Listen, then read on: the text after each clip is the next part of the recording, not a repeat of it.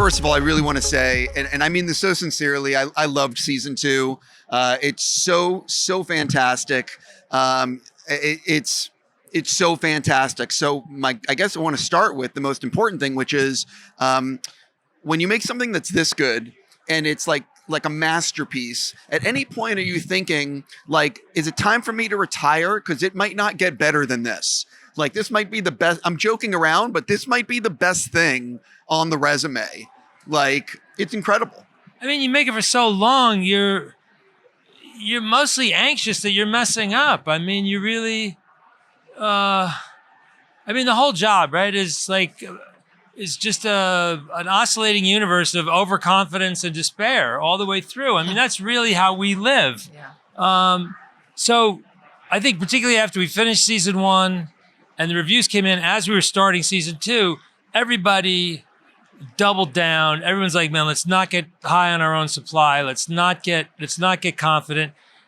And we know there's a finish line. Let's just go for it. But I don't think anybody on the show ever stopped and said, wow, look what we're doing. It's just none of that. Yeah, I'm messing with you. But no, you know what I mean. You can't work that way. You have to have confidence to write. You have to have confidence to act. But it's really leavened with a lot of anxiety. The next thing is, how do you feel about someone wearing a bootleg Andor shirt at an official celebration? Oh, hello. Right, we're doing the same thing. Is that official or is that a bootleg? It's bootleg. It's bootleg. It's bootleg. That's amazing. I thought I was going to be the only one pulling it off. No, it's bootleg.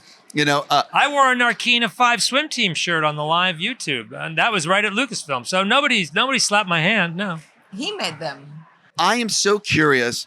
What is your favorite arc in season 2? Like, what was your favorite 3-episode arc of season 2? Do you have one or a favorite episode? Wow. I mean, I think for you, it's got to be 7, 8, and 9, right? I mean, it has to be. Yeah, I mean, the arc of that film, little film, 7, 8, and 9 for me was, I just feel like that's the fulcrum of the character. I think that was everything we were driving towards. Yeah.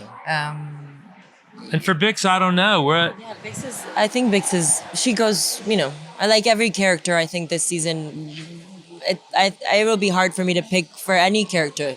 Every character really goes through really interesting arcs. We've been trying to pick episodes for Emmys and stuff. We're really having a lot of trouble figuring out what our priority, what to do, because we have an abundance of really things that we love. So, what would you pick? In all seriousness, which episode would you pick? And I really mean this sincerely. Yeah. Pardon my language. You're fucked because it's so good, and every episode has so much stuff. But then, it really you're effed. All right. You really are. That's a mighty fancy problem to have. Yeah. Okay. I'll live with that. And also, the arcs that you were talking about, the mini arcs, yes, I understand the question, like which one is special.